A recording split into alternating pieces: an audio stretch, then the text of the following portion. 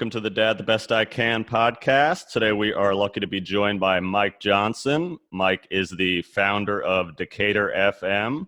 He is helping Jesse Itzler create the brand new BYLR radio, which you can hear the Dad the Best I Can podcast on soon. And of course, Mike is a dad. How's it going today, Mike? What's up, Rob? I feel like my ship has finally arrived, man. I've been waiting for this invite for a long, long time, brother. Yeah. So I'm excited to have some of these conversations that I see these other cool dads having, so I can chime in a little bit. So I appreciate you giving me the invite. I really, really do. I'm sure with two little ones, you're probably talking to yourself a lot, wishing somebody would record it because you're going through it, right? Listen, as we sit here right now, you know, every dad could relate to this. So, my wife and my kids, they went up to see my wife's mom. So I am actually rolling solo at the house for the next couple weeks.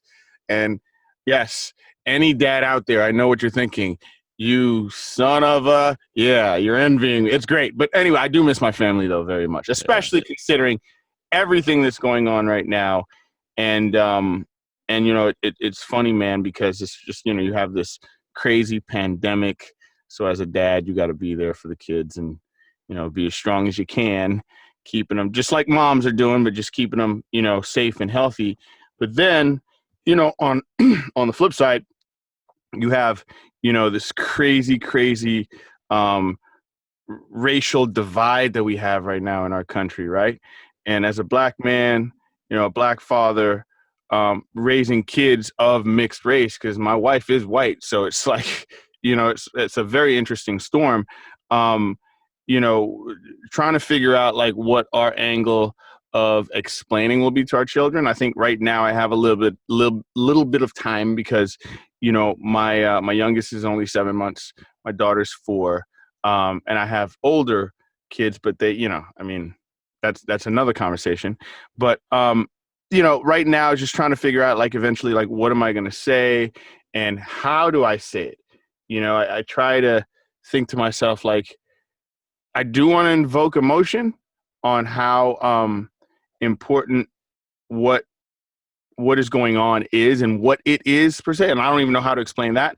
But I don't want to invoke any kind of like bad emotion. You know, like I really don't want my kids to see me like hateful or disgusted. I would rather them see me hopeful that that as human beings we can all get through this together. It's tough though, you know, it's really, really tough. And then I wonder to myself too, you know, my daughter, my son, I mean, you know, if you were to say, I mean, I'll say they're black kids, you know? So I think to myself, like, you know, what's going to happen when they're out there in the world, you know, and how do I train them and how do I put them in the right mindset of how to deal with things and how not to be fearful, but at the same time, how not to be like a complete D-bag to people on stuff. You know what I mean? Like there's so much stuff going through my head and you know, you want to have the answer because you're the person that's supposed to have the answer because they come to you with the questions. I don't have it right now.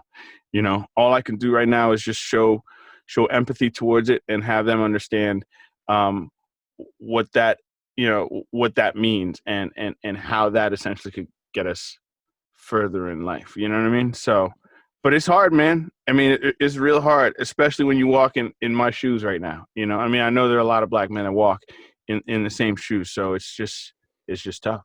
Yeah, I can't imagine, first of all, and I think that's one thing I do want to talk about is just, you know, a lot of your white friends, I'm sure, don't know how to talk about this and, you know, open that dialogue. And we do want to support, you know, the whole movement, but we're not sure. So everybody's still kind of walking on eggshells. And I think what you said too about being a dad is important because it kind of probably does keep you in check a little bit. And you're like, is this the way I want to act?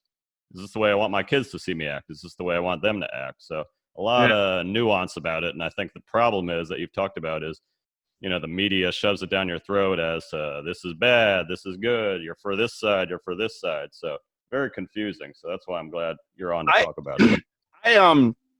You know, I find it really funny, man. Like I find myself a lot of times, right, as a father, like, you know, it's crazy how you change, man, when you go through life as men, right? Like you go from, you know, the toddler to the adolescent to the teen to the young man who's just trying to, some of us we're sowing our wild oats or whatever it is you want to call it, and things that are important and are not as important. And I never really thought about family and kids as far as in my life, at any given point, as something that was priority. And then when I finally got married, we had kids.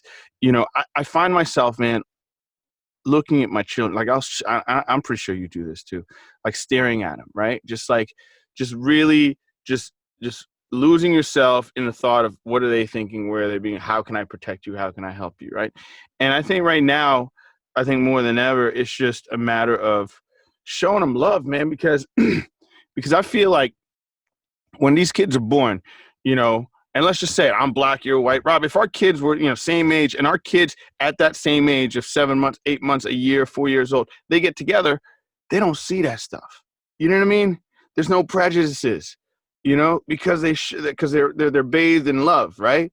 Both from both projections, the mom and, I mean, obviously the dad, because dads need to do that too as well, just different. But if we do that, right, and we continuously ingrain that into our kids' minds, man, that's how we win, right? Because I firmly believe this systemic situation is not inbred in any human being. I think it's taught. It's something that's taught. Now, where did it come from? I don't know. I couldn't tell you. What I do know is when I see kids, straight, just born and they grow up, and at a certain point, that's when they start deciding, like, the color of my skin, and you're different, and socially you're different from me, and that's the stuff that we teach our kids, and we gotta be better about that, man. You know what I mean? I get that we all are in different classes in life, but that doesn't mean human respect. That's just granted to everybody. I don't care if you're rich, you're poor, whatever. I need to respect you. So that's what I am ingraining into my children.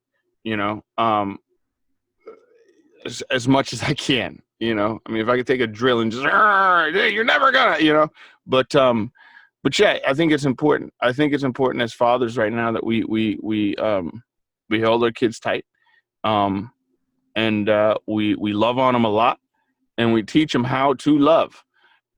Because if you can do that, man, that will literally, that will solve 99% of our problems. Right. By far. So, that's how I feel. Yeah. I mean, that is part of that helpless feeling as to what can I do? And when I look around at what can I do is, look, I got these 3 little kids that are, like you said, coming into this world where they don't have any of this prejudice. They don't know anything from it, except maybe that kid has darker skin color, but they're outside playing. They don't think about it at all. And I wonder when that starts to change, whether that's their friends, with their friends' parents influencing them, or just being in classes where the ratios are a little different. But yeah, I said, if there's anything I can do, let me at least channel it to, changing the next generation, because I'm sure as much as bad as it seems right now, and I think you mentioned this too, this has been going on for a long time, and in a lot of ways it's probably gotten a lot better. It's just that media is showing it as so much worse. So if we could just improve generation to generation. To talk about that, like, here's the other thing too. I think is I don't necessarily believe that racism has gotten worse. I think it's always been bad. I think we just now have technologies that allow us to see it right now, right here, and over and over and over and over again, right? It's just like anything else, man. It just gets ingrained into your system, and, those neural pathways start to, get created, and those emotions, I feel like it's just, it's always been this bad. So let's just start there. I think secondly, as you asked the question, it was funny. A friend of mine and I were just talking here yesterday. He came over to the house, and he was getting ready to leave, and he's also black. And I was walking him out. We get to the driveway, and he's getting ready to get in his car, but we start to talk. It's a beautiful day outside, right? And I've lived in this neighborhood for 20 years, so I know how people are. Because of what's the unrest, every single white person is now being overly nice, right? So it's like, whoa, like, hold on, man. Like, like, let's just chill for a second, okay? And I'm not saying, like, to confuse people, like, what do you want?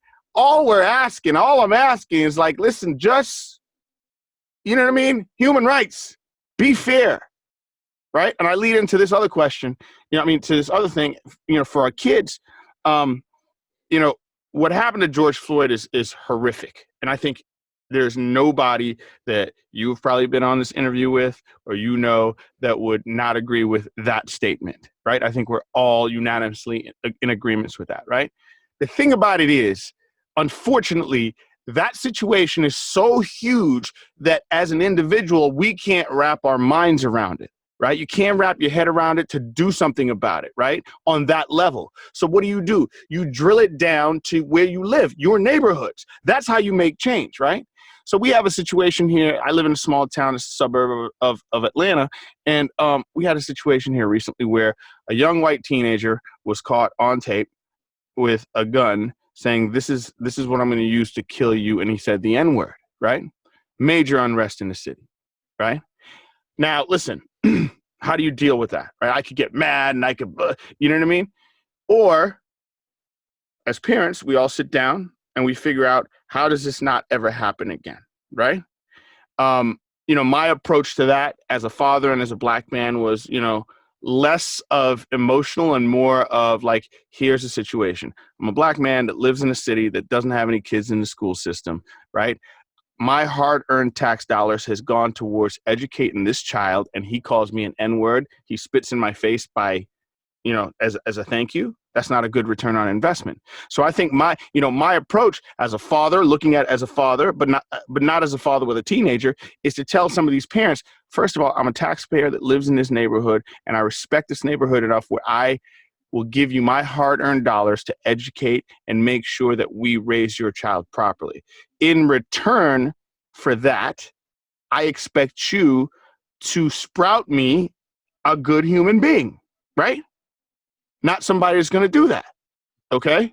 And if he can't do that, or if he or she can't do that, then we need to figure out what the repercussions are to make this child understand, if you do something like this, these are the repercussions, You know what I mean? Yeah. So, so like, we all can do things no matter what we are. We may not necessarily be dads like you and I. We may not necessarily be parents, moms. You could just live in a neighborhood and you want to know whether you're white or black. What could you do? Think about it like that. Like, you are a taxpayer. You're doing your part, right? So you are granted certain liberties and certain pieces of respect based on how hard you work to build that area that you live in. And while you're building that area that you live in, the people that run that area, you got to make sure you keep them accountable. I don't want to go into the whole like voting and politics thing, but it's true. Like, you know what I mean? Like, start your stuff at the house. I mean, at home base. Come on, you talk about BYLR and Jesse Itzler and everybody. I mean, you know what those guys do. They do extreme stuff. They do all these crazy races, right? But they don't go out and run a 26-miler. Well, they probably do. But the normal person wouldn't go out today and just run 26 miles just because. You got to ease into it, right? I look at it as the 26 miles is the George Floyd situation. You got to do a mile first. You know what I mean? You got to get a strong mile. That strong mile is your home base, right? Your home base where you live, your home base where families live, where these kids, our next generation lives. We gotta make sure that we plant those seeds, and when it's time to harvest those seeds, those children, that we have the best harvest we possibly can. I don't know. Good. So how do you think? I mean, the problem is that kid in that video probably learned that from his parents, whether directly or indirectly, and they are probably a lost cause in some ways, like, a lot of people are. So maybe that's not where our energy should be put, but these people that are kind of, more on the fence, more confused, more want to help, but, or feel like they're walking on eggshells. How do you think you open that conversation up with that person that's... Rob, let's just be honest, man. Deep down in your gut, right? Deep down in your gut as a human being, I'm going to stop talking to you as a white man. You stop talking to me as a black man. I'm going to talk to you as a human being. In your gut, right? Something is wrong. Okay. And something has to be done, right? In some way, shape, or form. So that's just a human instinct. And then the other part of your human instinct, which is good in all of us, I firmly believe, you know what I'm saying? The other part of it is you want to do something to help. Okay. Now, whatever it is that you want to do to help, that's on you. Like, don't be scared of it. Sometimes you just got to ask.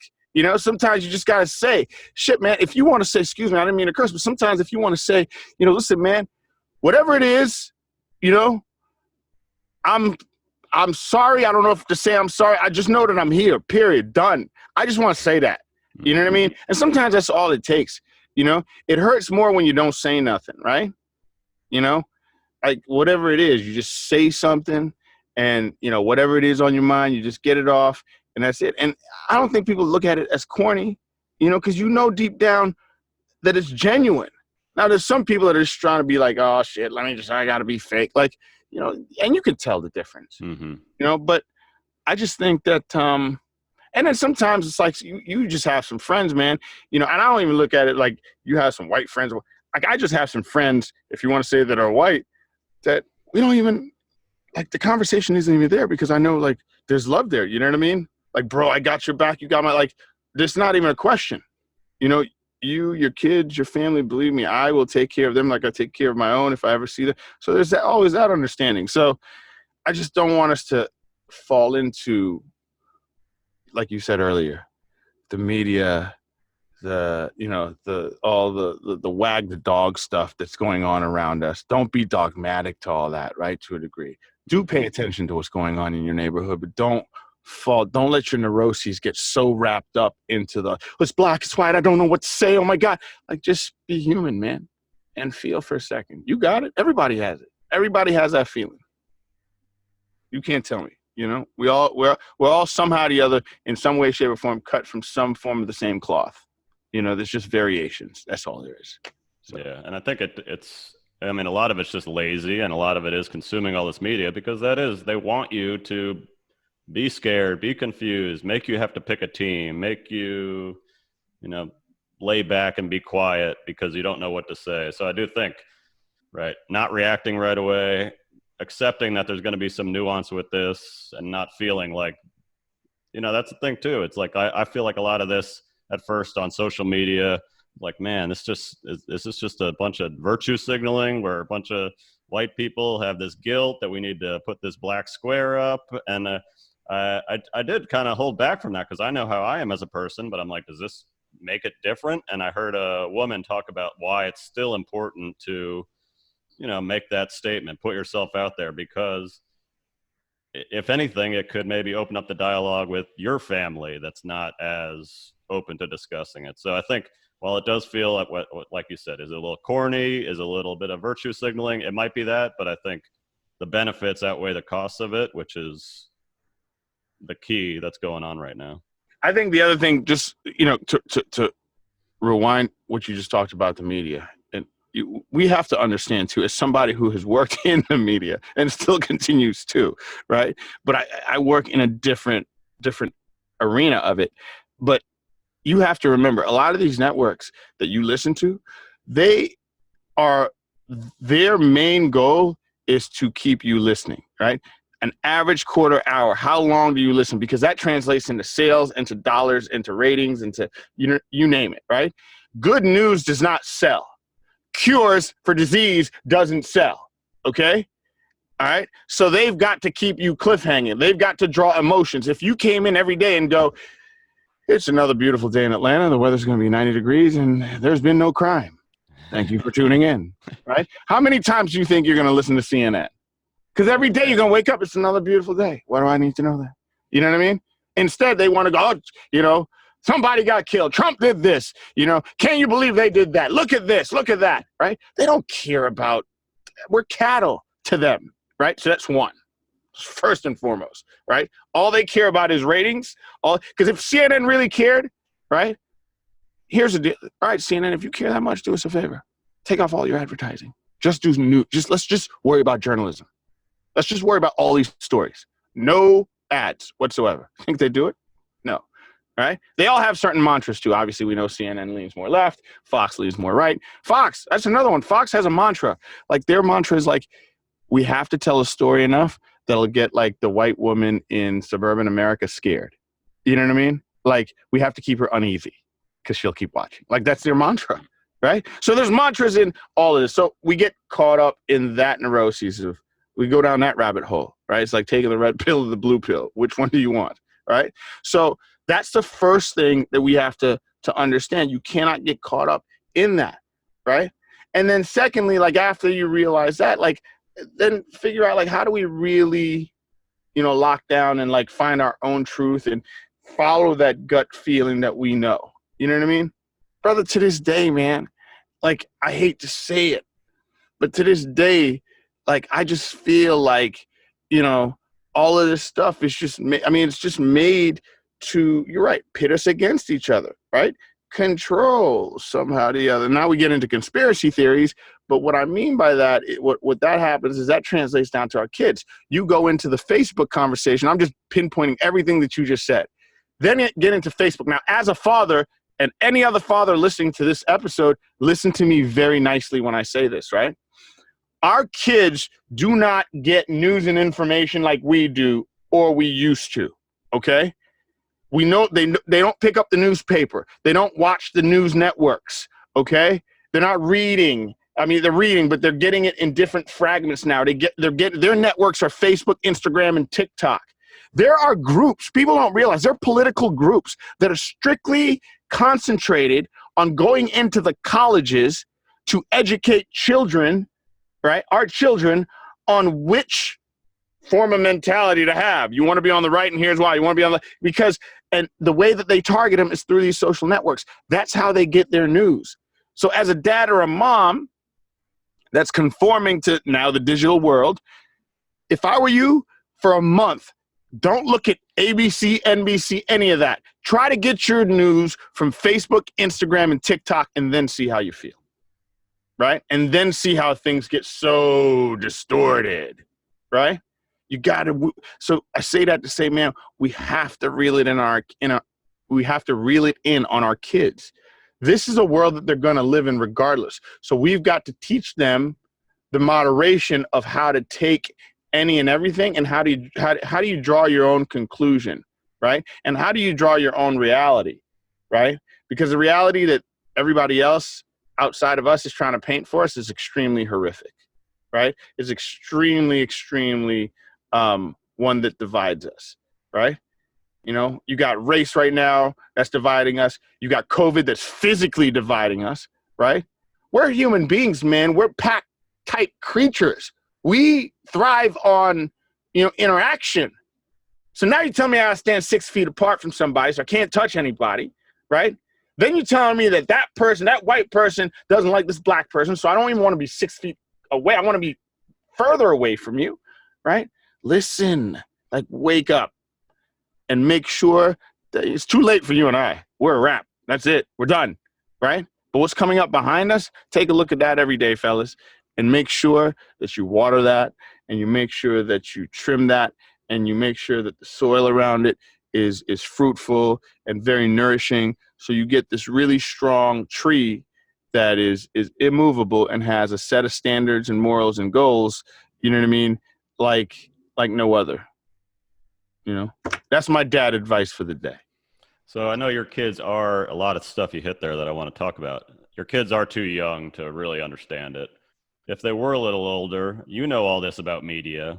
Of course, they don't understand it. What does that conversation or explanation look like? That, even me, like you're talking about CNN, that's I don't really watch too much news. I try not to, but that would be my go-to station. And like you're saying, just because they're on your side doesn't mean they're not. There's a reason they're probably not showing peaceful protests too. Is because they do want, to keep you hooked and to keep you outraged, even if you're outraged about Trump instead of the other way around. But how do you explain that, or how will you explain that to your kids so maybe they can understand that not the media is garbage, you can't listen to it, but how can you learn that there's some nuance to it and that you do have to think for yourself, and that a lot of kids you're around are probably consuming it in a way that's not as productive? So we're repetitive creatures, right? It takes a while for us to understand, to get into a habit. And once you form a habit, right, that's when disciplines are set. You know what I mean? And I feel the same way. I think, listen, another bit of advice I always heard. So I do a lot of, along with technology, I have so many other interests in so many different arenas. And one of the biggest arenas that I have so much interest in and I dive so deep in is down the health arena, right? I swear to God, I could take the MCAT and probably pass, not even study. But so there's a really cool cellular biologist that I follow. His name is Dr. Bruce Lipton, right? And I read a book that I got introduced to him by his first book, which was called The Biology of Belief. And I encourage any father to read this book because I think it's or anybody for that matter that listens to read this book because I think it's amazing. It'll give you a whole different outlook on life as we know it. But anyway, he always quoted an old Athenian quote that said, "Show me a child until they're 7 and I'll show you the man." Okay? What that means is the first 7 years of a child's life is the most important, most critical, and chances are after 7 years of life, right? After 7 years of life, that child pretty much will determine what his personality traits are, what he likes, what he doesn't like moving forward in life, what his fears are, so on and so forth, right? The reason why, and Dr. Lipton goes into this about, just the brainwave activity of a child versus where we're at is that much lower. So it's more influenceable, if you would. So they're just taking it in, right? Taking it in. I could give numerous examples of how, just from a personal standpoint, things that I remember seeing as a child that has affected me up to now as an adult that I'm trying to fix that I saw from my parents. So I say this to fathers, I say this to moms, right? In answer to your question as far as the TV and how do you answer that, this is going to be an old school bit of advice, but you got to limit the amount of time that your kids have in front of that piece of equipment, right? Because that repetition is all they will know. Listen, man, my daughter will come to me and recite a commercial she sees, right? She'll go, "Daddy, I want this nail thing," right? Well, how'd you know about that? Well, Daddy, it does this, and this, and this, and don't forget the stamp thing. From the commercial. She's seen it so much, she's memorized it, right? It is now ingrained into her pathway. Right. So that tells me I need to back up and I need to limit that. Now it's hard because, in today's world, man, that's the easiest thing. Sit here, watch TV. Daddy's got to do this. Right. It's a hard one. That just means maybe you need to spend a little bit more time. Right. Maybe they need to be around you. Maybe if you need to be under the car changing oil, maybe you just have them sit there. You talk to them about changing the oil and whatever it is that you're doing. Me, if I'm in here coding, maybe I'm telling, my daughter, practice this on, here so we can learn how to do this. I don't know, but keeping an eye on it, man, because from 0 to 7, man, that's all you. Everybody from 0 to 7, that's 100% your responsibility as a parent, as a father, what you're going to put inside that lid of that child's head, right? That's all your responsibility, So be very, very, very, very careful, of what you say, what you do, because they see that. I mean, I suffer from those things from my parents, and I didn't have a bad childhood, but there's some things about my childhood that wasn't very pleasant, that I attribute to, when I was a child. Mm-hmm. I don't know how to shake it. You know what I mean? Right. I mean, my version of shaking it right now is blaming my parents, which I'm learning not to. It's your fault. It's your fault. Here I am. I'm 47 years old. It's your fault. Like a little kid. But, you don't want that. You do not want that. You do not want down the road, like this child in my city that said the N-word. You do not want down the road, that he still, this still surfaces and he goes to his parents, "You told me or you didn't correct me." You know what I'm saying? Mm-hmm. There you go. Case point closed. All right. Thank you so much for tuning in to the Dad Best I Can podcast. Please send all checks and money orders. No, I'm serious, but we really do need to just be very, very mindful of how we feed our kids mentally, because it really will determine the outcome of who they are as adults. And really, you got to look at the next generation. Like, that's who's going to be taking care of you and I when we're 80, brother. Right. You know what I mean? So we got to get on it. Let's make it that long, Mike. You got a few years. You got to get to 7. How old is your youngest? Youngest is 4. No, youngest. No, sorry. Youngest is 7 months. Yeah. Oh man. All right. You got your work cut out for you. Yeah, man. We're working. Enjoy this little downtime. I know you're still probably waking up at 6 a.m., but enjoy the quiet. I'm waking up at 6 a.m. I got to go to sleep with all the sound machines on in the house. Yeah. There's a whole process that I got to do because the night before last, I got in. I was so tired. I just went right up to bed. and the house was so quiet. I was like, I can't do this. Yeah. And I was like, start school. Why can't I sleep? But then I just turned everything up and then fell right asleep. Woke up the next morning. There's the answer. So yeah, and then you'll miss them and be excited to have them back. That's how it works. You can't stand them, and then you can't wait to have them back. It's just a cycle. Exactly. So I appreciate you having me on there, brother. Yeah, Mike. Tell people where they can find you and what you're working on now. So I have this small platform in Decatur called DecaturFM. It's an online radio station basically made for everything that we talked about. I designed it strictly to find out how can we create better community. It's a place where my neighbors here in town, we just talk about stuff that's going on in the neighborhood. So if you tune in and you're anywhere else in the country, sorry, we don't talk about anything else other than Decatur, but we do play some great music and we have some great conversations. Some of it is very generic. Also working on some great stuff with our mutual friend of ours, Jesse Itzler. We're partners in this platform that we're doing called BYLR Radio. We've got another station too as well, launching a classic hip hop station called Jay's Hat.